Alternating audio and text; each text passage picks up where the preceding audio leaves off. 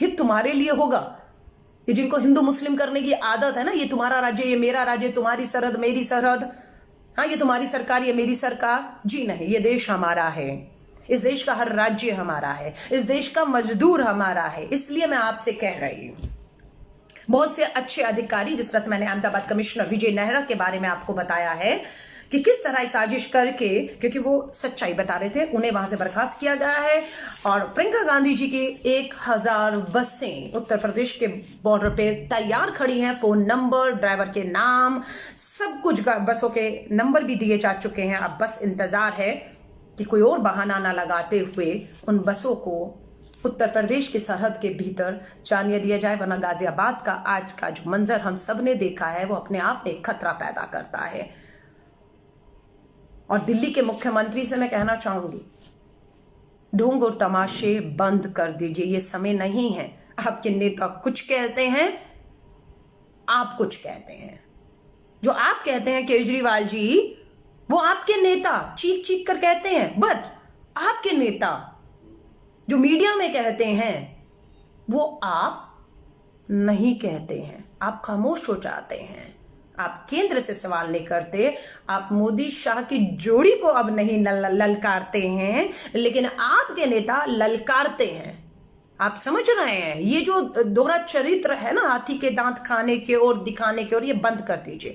आज इनके नेता यशवंत सिन्हा जी राजघाट पर, अभी मैंने सुना कि वो सत्याग्रह कर रहे हैं राजघाट पर, और उन्होंने मांग की है कि देश के अंदर जो पूरे मजदूर लाखों एक जगह से दूसरी जगह जाना चाहते हैं, काम सेना को सौंप दिया जाए, कि सेना तुरंत अपने हाथ में ये जिम्मेदारी लेते ही कुछ दिनों में जो है ये समस्या का पूरी तरह समाधान कर देगी। जो भी मजदूर जहां भी फंसा है, सड़कों पर है, उन्हें तुरंत सेना अपने घरों तक सुरक्षित पहुंचा सके और उन्हें आप खाना, इलाज वो सब दे सके। ये मांग को लेकर यशवंत सिन्हा राजघाट सत्याग्रह कर रहे थे, लेकिन अभी मैंने देखा है कि उन्हें पुलिस ने गिरफ्तार कर लिया है। लेकिन आम आदमी पार्टी के नेता जो हैं तुरंत यशवंत सिन्हा का समर्थन करने वहां पहुंच गए। याद रखिएगा, दिल्ली के दंगों में यही आम आदमी पार्टी के नेता टीवी और मीडिया में बड़े बड़े वीडियो बनाकर ये कहते रहे कि दिल्ली के दंगे भयानक हो रहे हैं, इसलिए सेना को बुलाना चाहिए, पुलिस काबू नहीं कर पा रही है। लेकिन वही दूसरी तरफ दिल्ली के मुख्यमंत्री अरविंद केजरीवाल की मीटिंग देश के गृह मंत्री अमित शाह के साथ चल रही थी।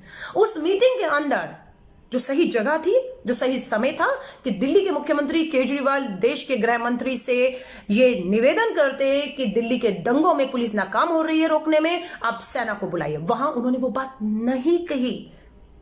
अमित शाह जी के सामने उन्होंने चुप्पी साध ली और एक बार भी ये नहीं कहा कि सेना को भेजिए, पुलिस के बस का नहीं है, वहां मारकाट हो रही है, लोग अपनी जान से हद हो रहे हैं, नहीं कहा। लेकिन बाहर इनके नेता ये बयान देते रहे सेना बुलाइए। आज भी वो यशवंत सिन्हा जी का ढोंग कर रहे हैं, यशवंत सिन्हा जी का समर्थन करने का ढोंग कर रहे हैं, वहां पहुंच गए हैं कि हाँ सेना बुलाई जानी चाहिए। मैं इस बात का समर्थन करती हूँ। यशवंत सिन्हा जी ने जो कहा है, मैं व्यक्तिगत तौर पे, कांग्रेस का क्या स्टैंड है वो कांग्रेस बताएगा, लेकिन मैं व्यक्तिगत तौर पे यशवंत सिन्हा जी के साथ सहमत हूं कि हाँ, अगर सरकार से ये नहीं संभल रहा सब कुछ भी, दो राज्यों के बीच में कोऑर्डिनेशन करने में आप फेल हो चुके हैं, तो सेना को सौंप दीजिए, क्योंकि लोगों की जान पर बनाई है। आज 4th लॉकडाउन आपने घोषित कर दिया, 31 मई तक 4th लॉकडाउन आज है, लिख कर रख लीजिए। 5th लॉकडाउन भी आएगा, 6 भी आएगा, जून पूरा उसमें जाएगा, उसके बाद 1 लाख और 2 लाख भी मामले पहुंच जाएं, उसकी चपेट में भगवान ना करे। मैं दोबारा दुआ करती हूं आप और हम आए, आप और हमारा परिवार आए, इसलिए अपने आप को सुरक्षित रखिएगा।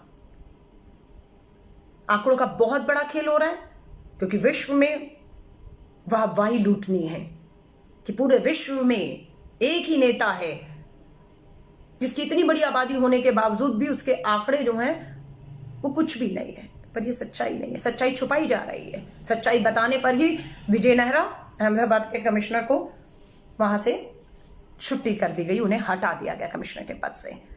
सो मैं आप सभी से कहूंगी, सचेत रहिए। 4th लॉकडाउन शुरू हो चुका है, घरों में रहिए, अपने हाथों को लगातार धोते रहिए, जितना हो सके मास्क का, हैंड ग्लव्स का इस्तेमाल करिए, बाहर मत जाइए, अपने आप को पूरी तरह से सुरक्षित रखिए, क्योंकि जो 1 लाख से अधिक लोग कोरोना वायरस पॉजिटिव हुए हैं वो भी ये सोच रहे थे कि मुझे नहीं हो सकता है, लेकिन उनको हुआ है।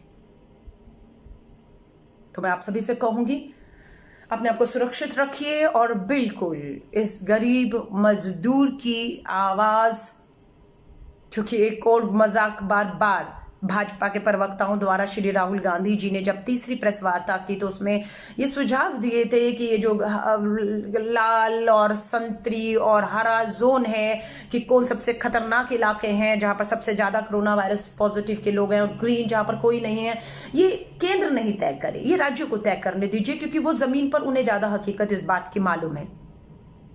दिल्ली सरकार को लड़ना चाहिए था। लॉकडाउन 1, 2, 3 तक ये जोन तय करने का काम केंद्र कर रहा था और दिल्ली को पूरे रेड जोन में डाल दिया। लेकिन अरविंद केजरीवाल दिल्ली के लिए लड़े नहीं, बिल्कुल नहीं लड़े। अगर आवाज दिल्ली और देश की उठाई तो राहुल गांधी जी ने उठाई और ये दबाव बनाया कि ये जोन तय करने का जो फैसला है वो केंद्र सरकार दिल्ली में बैठकर ना करे, ये राज्यों के मुख्यमंत्रियों, सरकारों पर, वहां के अधिकारियों के ऊपर छोड़ दे। आज खुशी की बात है कि राहुल गांधी जी की इस बात को मानते हुए लॉकडाउन 4 में ये सरकार, केंद्र सरकार ने ये फैसला लिया कि अब जोन तय करने का काम केंद्र सरकार नहीं राज्य सरकारें करेंगी।